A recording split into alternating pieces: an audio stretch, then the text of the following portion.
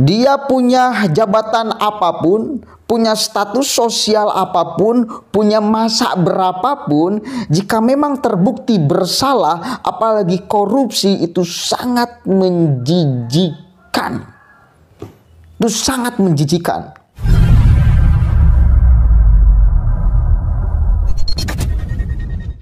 Assalamualaikum warahmatullahi wabarakatuh. Hamdan syukranillah amma ba'd.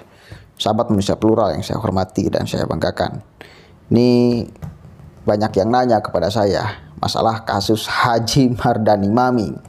Kok kenapa enggak Anda angkat itu Mardhani Maming? Sekarang sudah ditetapkan sebagai DPO oleh KPK.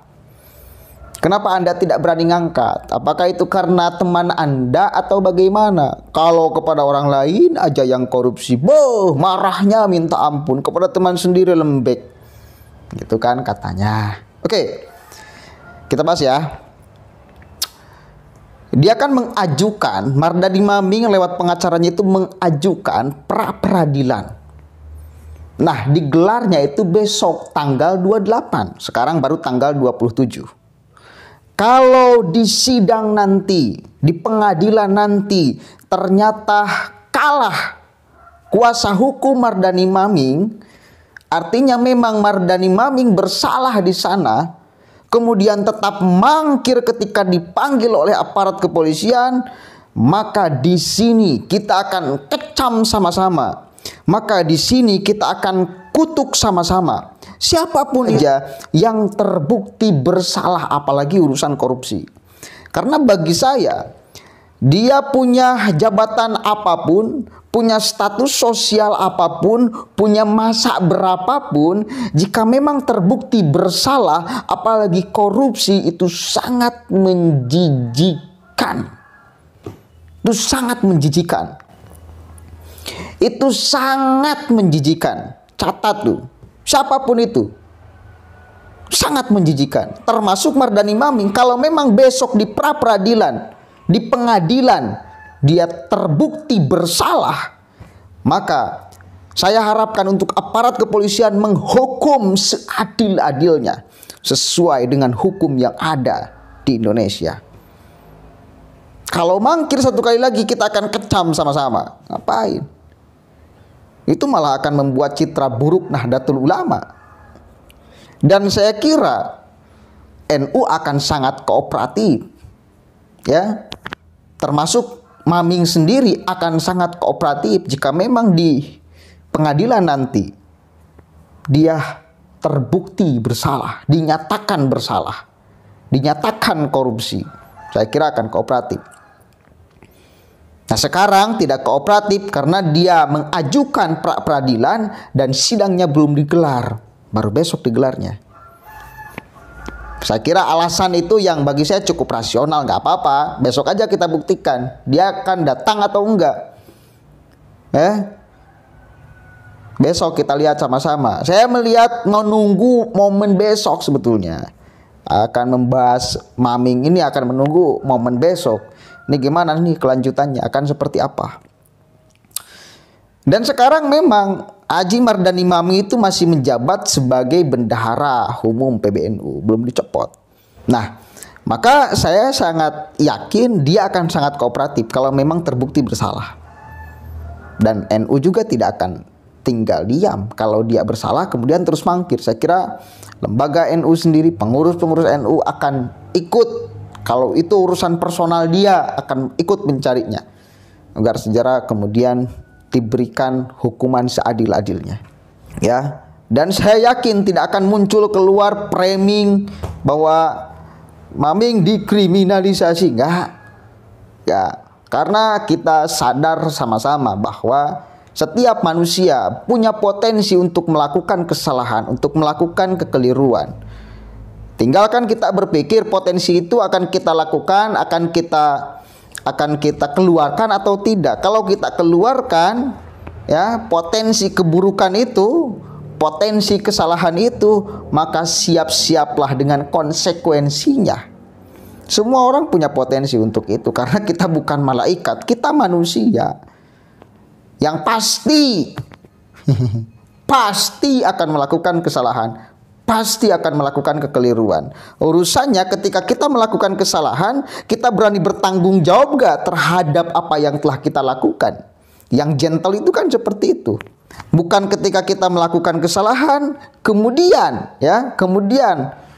kesalahan itu membuat kita terjerat hukum, kemudian kita katakan bahwa itu adalah kriminalisasi. Itu namanya tidak gentle. Akui bahwa itu sebagai kesalahan. Akui bahwa itu sebagai sebuah kesalahan dan selesaikan persoalan itu secara gentle. Itu yang lebih keren. Karena satu kali lagi kita adalah manusia yang semua manusia ini punya potensi untuk melakukan kesalahan, untuk melakukan kekeliruan. Tinggal bagaimana kita bertanggung jawab terhadap itu semua. Yang paling keren itu manusia yang bisa mempertanggungjawabkan setiap apa yang dia perbuat. Ya. Pertanggungjawabkan itulah yang paling penting. Gentleman dalam menghadapi pertanggungjawabkan apa yang kita lakukan. Itu, bos. Satu kali lagi saya yakin tidak akan, kalau nanti memang Maming ditetapkan sebagai tersangka atau kemudian ditahan, saya yakin gak bakalan keluar framing-framing buruk. Apalagi sampai mengatakan ini kriminalisasi, ini apa, ini ABCD. Enggak lah. Saya yakin PBNU khususnya akan sangat kooperatif untuk melihat ini semua. Ya, santai aja. Kayak kita baca nih beritanya ya dari CNN Nasional. KPK resmi tetapkan Mardani Maming sebagai buronan. Buronan sekarang ya. Komisi Pemberantasan Korupsi KPK resmi memasukkan Mardani Maming ke dalam daftar pencarian orang DPO. Dengan begitu, KPK melibatkan aparat penegak hukum lain untuk mencari dan menangkap tersangka kasus dugaan suap dan gratifikasi tersebut. Hari ini KPK memasukkan tersangka ini dalam daftar pencarian orang DPO, dan paralel dengan itu KPK juga berkirim surat ke Barreskrim Polri untuk meminta bantuan penangkapan terhadap tersangka yang dimaksud. Ujar PT Juru Bicara Penindakan KPK Ali Fikri ya. KPK berharap tersangka dapat kooperatif dan menyerahkan diri kepada KPK agar proses penegakan hukum tindak pidana korupsi tidak terkendala, sambungnya. Tindakan hukum ini dilakukan setelah kemarin Senin KPK gagal menjemput paksa Maming. Ali mengatakan politikus PDI Perjuangan itu sedang tidak berada di apartemennya di Jakarta Pusat. Maming dinilai KPK tidak bersikap kooperatif karena selalu mangkir dari 2 panggilan penyidik. Panggilan kedua dilayangkan pada hari Kamis 21 Juli 2022. Ali menjelaskan tak ada dasar hukum apapun yang menyatakan pra-peradilan dapat menghentikan proses penyidikan. Diketahui Maming mengajukan pra-peradilan ke Pengadilan Negeri PN Jakarta Selatan guna lolos dari proses hukum di KPK. Melalui kuasa hukumnya, Maming menegaskan tidak akan memenuhi panggilan penyidik KPK sebelum pemutusan pra-peradilan dibacakan pada hari Rabu besok berarti ya. Rabu sekarang ya? Oh sekarang. Dalam proses penanganan perkara ini, Ali mewanti-wanti agar tidak ada pihak-pihak yang menghalangi penyidikan KPK. Sebagaimana ketentuan pasal 21 Undang-Undang Pemberantasan Tindak Pidana Korupsi Undang-Undang Tipikor, diatur ancaman pidana maksimal 12 tahun penjara bagi para pihak yang terbukti menghalang-halangi penyidikan KPK. Oke itu ya. Mardani Maming diproses hukum KPK lantaran diduga telah menerima Rp 104 miliar terkait pemberian izin usaha pertambangan IUP di Kabupaten Tanah Bambu, Kalimantan Selatan. Hal itu menjadi bukti permulaan penyidikan KPK hingga penetapan Maming sebagai tersangka. Maming yang merupakan Bupati Kabupaten Tanah Bambu periode 2010-2018 disebut menerima uang dimaksud dalam rentan waktu 2014 sampai 2021.